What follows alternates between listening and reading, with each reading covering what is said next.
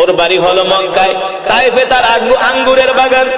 তিনি দূর থেকে দেখতেছেন আল্লাহর নবীকে পাথর মেরে কাফেররা, তায়েফের কাফেররা রক্তাক্ত করে ফেলেছেন।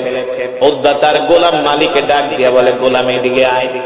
ওই যে সুন্দর যুবকটাকে দেখতেছস, এই যুবকটাকে আমি চিনি, সে হলো আমাদের ভাতিজা। সে মক্কার অধিবাসী, খুব ভালো মানুষ।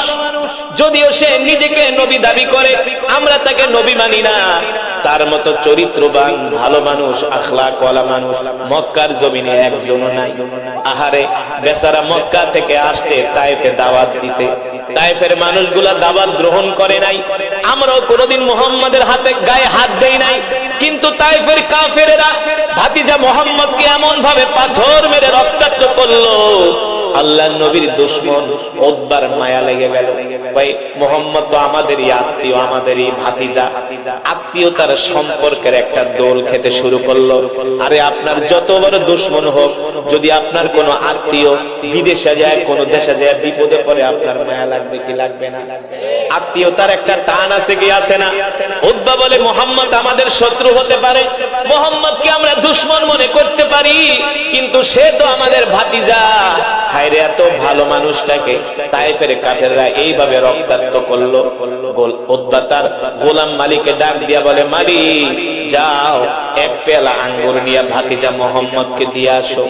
এক পেয়ালা আঙ্গুর এনে মালি আল্লাহর নবীর হাতে দিল। আল্লাহর নবী 3 দিন পর্যন্ত কিছু খায় না, পানির পিপাসায় আল্লাহর নবীর কলিজা শুকায় গেছে। এবার নবীজি আঙ্গুরের প্লেট নিয়ে একটা আঙ্গুর আল্লাহর নবী বিসমিল্লাহ বলে মুখে দিলেন, বিসমিল্লাহির রহমানির রহিম বলে মুখে দিলেন। উতবার গোলাম মালিক প্রশ্ন করলেন, উতবার গোলাম মালিক প্রশ্ন করলেন, মিন আইনা জিতা, এ আপনি কোথা থেকে আসছেন? বলে, জিতু মিনাল মক্কা, আমি মক্কা থেকে আসছি। উতবার গোলাম মালিক বলে, আপনি কি যেন বললেন? বলে, আমি বিসমিল্লাহ বলেছি। বলে, আপনি যে শব্দটা বললেন, এই শব্দটা আমি আজ পর্যন্ত কোনো মানুষের মুখে শুনি নাই। সুবহানাল্লাহ। আরে শুনবে কোথা থেকে? সে তো নবী, ঠিক কিনা বলে? সে তো নবী। এবার আল্লাহর নবী ডাক দিয়া বলে, মালি তোমার বাড়ি কোথায়? আইনাল বিলাদ, বলে আমার বাড়ি হলো নিনাওয়া শহরে।